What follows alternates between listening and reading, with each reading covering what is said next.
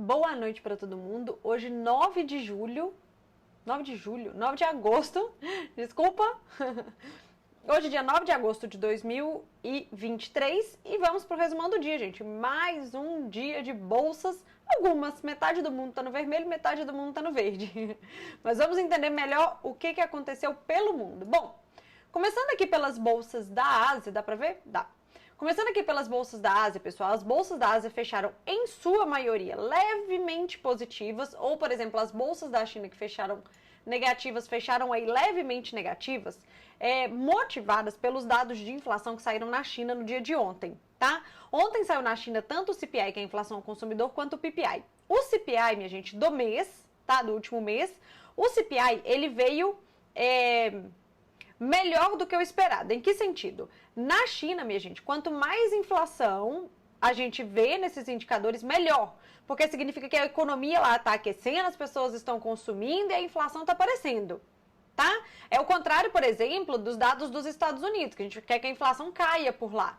Então, o CPI de amanhã dos Estados Unidos, a análise já é o contrário. Quanto mais baixa a inflação ao consumidor lá, maior as chances do Banco Central americano não subir os juros ou, quem sabe, no futuro não tão distante assim, possa cortar. Mas, enfim, voltando para a China. Então, lá na China, quando tem inflação, é bom. Bom, no mês passado, o mercado esperava uma deflação muito próxima de zero, se eu não me engano, 0,04, menos 0,04, uma leve deflação, só que veio uma leve inflação. Boa notícia. Não tão boa, mas boa. Ok? Agora, quando a gente olha a janela anual, a janela dos últimos 12 meses, aí nós estamos vendo uma deflação na China. Ou seja, o mês que entrou na conta dos 12 meses, ele traz muito menos inflação do que o mês que saiu da conta, tá? Então, assim, nós tivemos, teve um pouquinho de inflação na China, menos pior, mas no acumulado de 12 meses a gente vê uma deflação. Uma economia em deflação é uma economia que está desaquecendo, tá? E além disso, minha gente, eu falei para vocês do CPI. Agora, o PPI, que é a inflação ao produtor, essa daí veio bem fraca. Bem fraca. E vale lembrar que se o produtor tá com uma inflação uma deflação, na verdade, muito forte, eventualmente isso é repassado ao consumidor na ponta final, tá? Então, assim, vamos lá. As bolsas da Ásia, elas fecham aí levemente positivas ou porque o simples fato de ter uma leve inflação, ao invés de uma deflação, foi suficiente para não estressar muitas bolsas por lá, ou o mercado está de fato se apegando aos estímulos que o governo chinês precisa anunciar eventualmente. Bom, de qualquer forma, tivemos bolsas por lá levemente positivas, tá? Quando a gente vem olhar para commodities, minha gente, o minério de ferro ele estava dentro da estabilidade logo pela manhã, tá?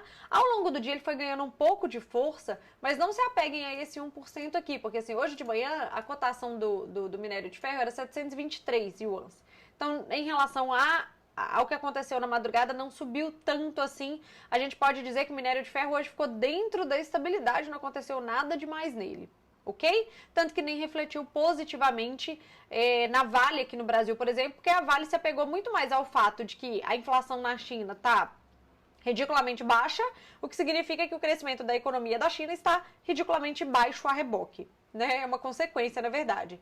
Bom, o petróleo, minha gente, ele segue sua tendência de alta desde ontem, tá? Ele ontem fecha alto, principalmente por causa pormenores ali da guerra da Rússia com a Ucrânia, que eu comentei com vocês. Hoje ele segue essa tendência de alta, tá? Vale lembrar que de ontem para hoje o Departamento de Energia lá dos Estados, Departamento Internacional de Energia dos Estados Unidos soltou seu relatório mensal e ele tem uma expectativa de aumento de consumo. Essa expectativa futura de aumento de consumo também corrobora para o preço mais alto do petróleo, ok?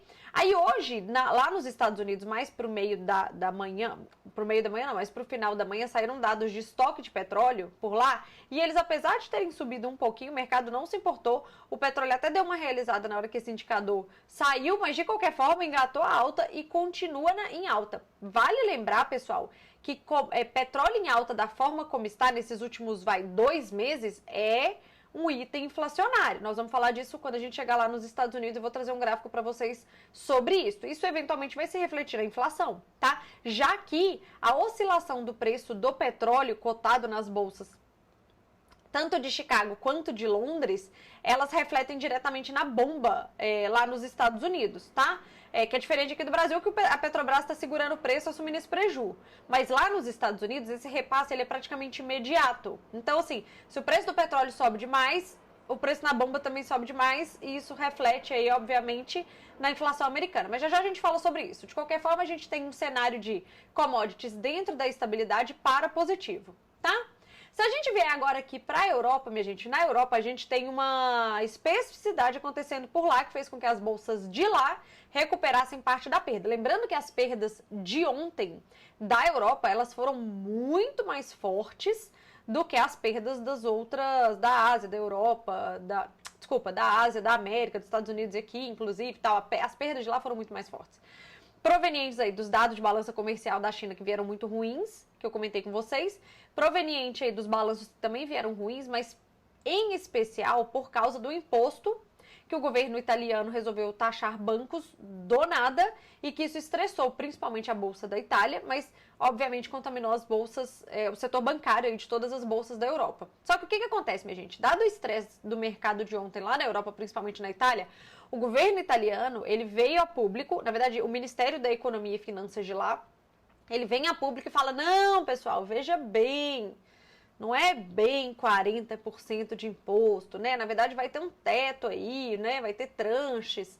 Na verdade, o imposto não deve ultrapassar 0,1% dos ativos ou do faturamento do banco. Enfim, vai ter um critério aí que não vai atingir tão fortemente os bancos. Enfim, o Ministério de Economia e Finanças da Itália resolveu repensar o discurso porque, dado o estresse de ontem dos mercados, eles acharam prudente vir a público e esclarecer o que foi dito no dia de ontem.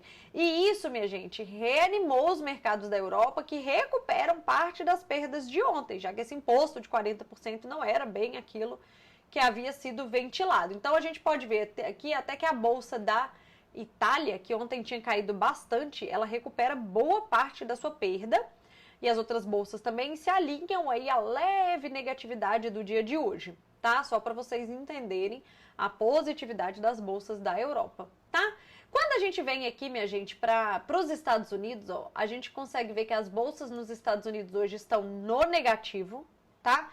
Vale lembrar que hoje nós não tivemos nenhum indicador econômico específico saindo que gerasse volatilidade, né, e preço no mercado, saindo nos Estados Unidos. Na verdade, os investidores, amanhã, minha gente, é o drive da semana lá nos Estados Unidos. Vai sair a inflação ao consumidor, que pode ajudar os investidores a especular se na próxima reunião de política monetária dos Estados Unidos vai ter ou não um aumento de juros de 0,25 base points, tá? Então, os investidores, um dia antes desse indicador, eles não vão tomar risco. Eles não vão tomar risco, eles não vão sair comprando bolsa, porque se a inflação amanhã vier muito, muito, muito alta, ou vier, né, enfim, alta, vai desanimar os investidores de acharem que não vai ter uma nova alta de juros por lá nos Estados Unidos. Tá? Então, assim, investidores não tomam risco hoje, por isso bolsas nos Estados Unidos fecham no negativo, tá? Uma coisa que eu quero mostrar aqui para vocês é várias casas, vários bancos no mundo inteiro têm feito algumas análises em relação à gasolina lá nos Estados Unidos. Este gráfico aqui é o gráfico da gasolina, o preço da gasolina nos Estados Unidos.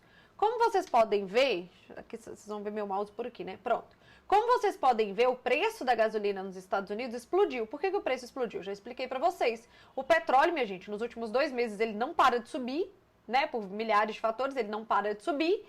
E isso fez com que o preço fosse refletido na bomba, lá nos Estados Unidos, diretamente na bomba. Cidades, por exemplo, minha gente, como Nova York, tiveram o diesel aumentado, aí o preço do diesel, né? Nos últimos 40 dias.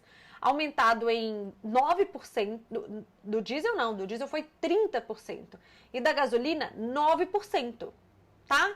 Então, assim, várias casas, vários bancos e tal têm soltado relatórios trazendo esse tema à tona, do impacto, do preço da gasolina nas bombas nos Estados Unidos nos últimos 40 dias. Este gráfico reflete isso para vocês. Por que eu estou trazendo isso?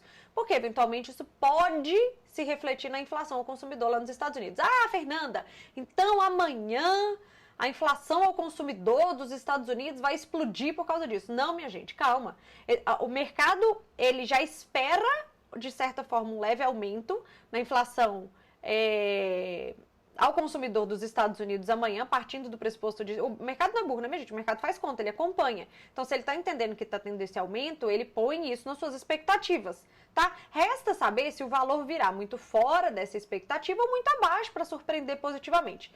Não tomem decisões precipitadas, aguardem o dado e aguardem a movimentação dos mercados. Eu tenho conversado isso com o seguidor, inclusive, sobre esse tema da gente não tomar partido antes de ver como é que o mercado reage aos indicadores, ok? De qualquer forma, esta preocupação da alta do preço do petróleo na inflação, não só dos Estados Unidos, tem sido tema nos mercados. Por isso que eu quis trazer esse gráfico para vocês.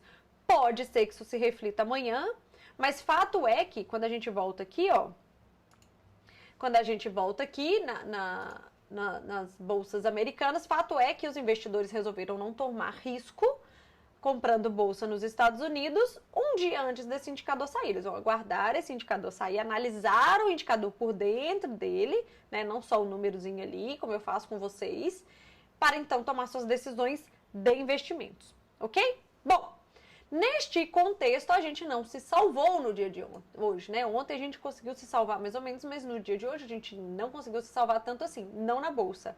Então, nós tivemos a nossa bolsa aí no negativo no dia de hoje e o nosso dólar levemente positivo, tá? A gente vê o dólar positivo na maioria dos países aqui, né? De qualquer forma, em alguns países da cesta DX, mas aqui a gente fecha, vamos lá, praticamente dentro da estabilidade. Tem 3 dias que a gente fecha praticamente no mesmo lugar, o nosso dólar, ok?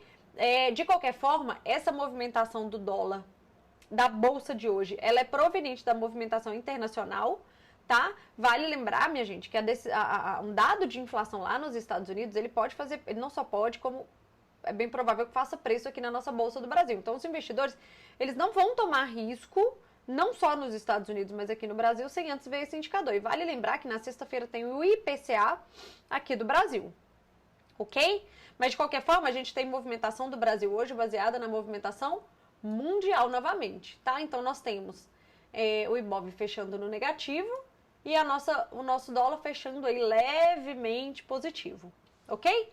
Uma informação que não fez preço no mercado, mas que eu quero que vocês coloquem no radar de vocês hoje é o seguinte. Deixa eu destravar aqui, acho que é isso aqui. Pronto. Ontem o Ministério da Fazenda soltou algumas análises. Eu não sei se vocês se recordam, mas eu falei isso para vocês aqui em algum resumão. Deixa eu minimizar isso aqui para o meu mouse. Isso.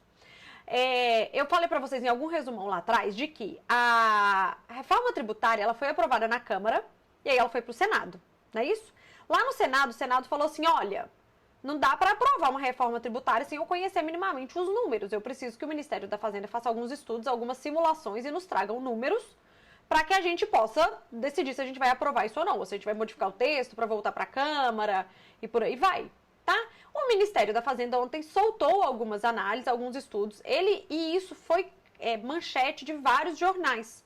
Esse daqui é do Poder 360, eu trouxe para vocês esse, mas assim, Valor Econômico, Estadão, vários jornais trouxeram isso. Eu trouxe esse daqui especificamente porque tem a tabelinha para eu mostrar para vocês. O que acontece? O Ministério da Fazenda ele fez vários cenários, só que ele ainda deixa muito claro que, ainda assim, os números não podem ser esses, porque o Ministério da Fazenda não está conseguindo trazer os números reais, assim, nessa mudança da reforma tributária. De qualquer forma, ele trouxe alguns cenários e o que eu quero trazer aqui para vocês como mensagem final. Bom, por essa tabela aqui, vocês conseguem ver que num cenário base, o nosso IVA seria de 22%. Tá? O que é cenário base? É se não tiver puxadinho na reforma tributária. É se qualquer setor não aparecer lá no Congresso e falar, ei, Congresso, tem como você aliviar um pouco a barra do imposto pro meu lado aqui? Porque se algum setor ganha isto, esse puxadinho que aquele setor ganhou vai ser compensado em outro. Então, o imposto, no final das contas, tem que subir por causa disso. Porque, assim, se eu dividiria a conta para 10 pessoas e agora eu vou dividir para 9, essas 9 vão pagar mais caro. Concordam comigo? Esse é o ponto. Então, o que o Ministério da Fazenda traz? Fala, olha, se não tiver puxadinho, o IVA é de 22%. Mas, Fernanda, 22 é um número tão abstrato, né? Tipo, 22 é bom, 22 é ruim. Minha gente, hoje o IVA, esse método de coleta de imposto, o IVA, ele é usado em vários países, tá? Não vai ser uma novidade aqui do Brasil. Ele é usado em outros países, esse modelo, né, de coleta de impostos. E, de um modo geral, a média do IVA, né, nos países que usam é em torno de 22%, tá? Um IVA de 25%, 26%, 27%, a gente teria o maior IVA do mundo, tá? Então, só para vocês terem um comparativo de número para não ficar um negócio muito no ar. Então, assim, se não tiver puxadinho, o IVA, ele vai ficar em 22%. Aí, agora vamos lá. Não. E se tiver um puxadinho para agropecuária e cesta básica? Bom, aí o IVA vai precisar ser de 23%. Não, e se tiver um puxadinho para educação privada? Então, o IVA teria que subir para 24%. E aí, eles fizeram vários cenários, tá? Depois, se quiser olhar com calma, pausa o vídeo. Olha, eles fizeram vários cenários, considerando nenhum puxadinho e muitos puxadinhos. A chance de passar sem nenhum puxadinho no Brasil, considerando o Congresso, na minha opinião, é quase zero. Mas, de qualquer forma, isso está circulando, essa informação está circulando, o mercado está fazendo conta, os investidores estão fazendo conta e isso eventualmente virá à tona. Vale lembrar que há uma expectativa de discussão deste tema lá em Brasília na semana que vem. Então, minha sugestão para vocês, se atualizem. Leiam essa reportagem, se não for do Poder 360, lê de outro lugar, mas se atualizem sobre esse tema, porque esse tema agora está nos bastidores, ainda não faz preço no mercado, mas a depender do andamento disto no Congresso, passará a fazer. E aí você não vai se atualizar só quando fizer preço, né, minha gente? A gente tem que se manter sempre atualizado. Então é isso, mas não fez, eu só queria trazer isso à tona para vocês. Aqui, na tabelinha de baixo aqui, ó, deixa eu abaixar para vocês aqui. Na tabelinha de baixo, ele fala assim, qual que é o impacto de cada puxadinho. Então, assim, o puxadinho que tem mais impacto é o que é relacionado à agropecuária e à cesta básica. Lembrando que esses números podem ser outros, inclusive, tá? Mas isso daqui são simulações que o Ministério da Fazenda fez. E os outros aqui, o impacto de cada puxadinho na nossa reforma tributária. Ok? Então, pesquisem mais sobre isso, se atualizem sobre esse tema. Eu trouxe aqui para vocês, para a gente não ficar de fora. Tá, minha gente? Mas no mais é isso. Então, nós tivemos bolsa no negativo e dólar no positivo hoje, seguindo movimentação mundial, aguardando o drive da semana nos Estados Unidos, que é o CPI que sai amanhã, tá? Até o resumão de amanhã. Um beijo e espero que tenham entendido tudo. E não esqueçam meu like. Tchau!